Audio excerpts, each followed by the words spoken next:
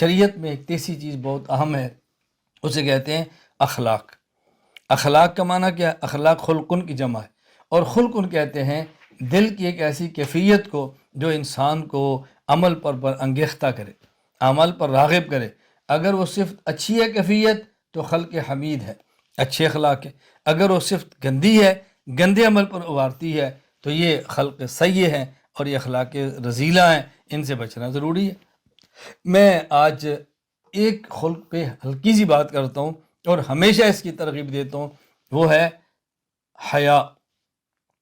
مرد ہو یا عورت اپنے اندر حیا پیدا کریں، مرد ہو یا عورت اپنے اندر انسانی غیرت پیدا کریں، حیا پیدا کریں۔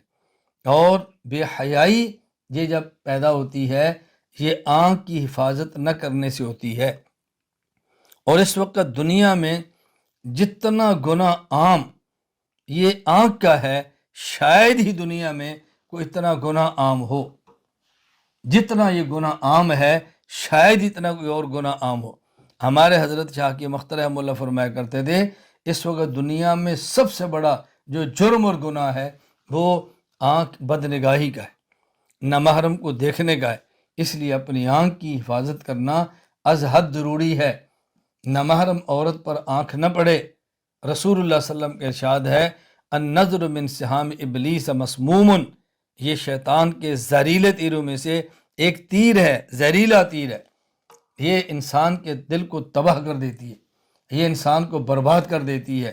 اور اس گناہ سے بچنے کے لیے یعنی سب سے اہم بات ایسے موقع سے بچیں، ایسی جگہ سے بچیں جہاں پر یہ گناہ ہوتے ہیں۔ بغیر ضرورت کے بازار جانا بچیں، بلا ضرورت کے شادیوں میں شرکت کرنا جس میں مخلوط اجتماع ہو، مرد عورت اکٹھے، اس سے بچیں۔ بلا ضرورت موبائل کے استعمال، اس سے بچیں۔ ان چیزوں کی وجہ سے انسان گناہوں کے اندر مبتلا ہوتا ہے۔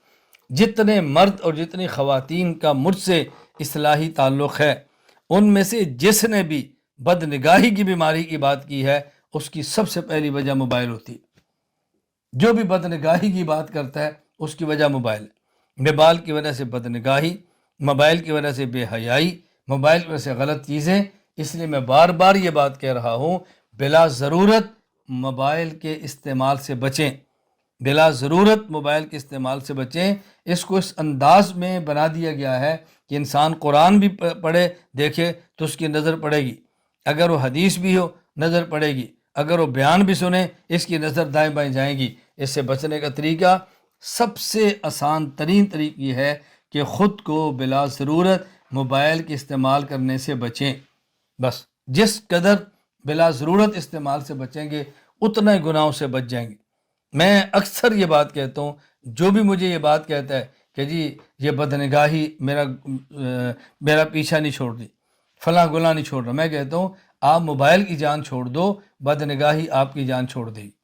آپ اس سے جان چھڑا لو، باقی گناہوں سے ہماری جان چھوٹ جائے گی۔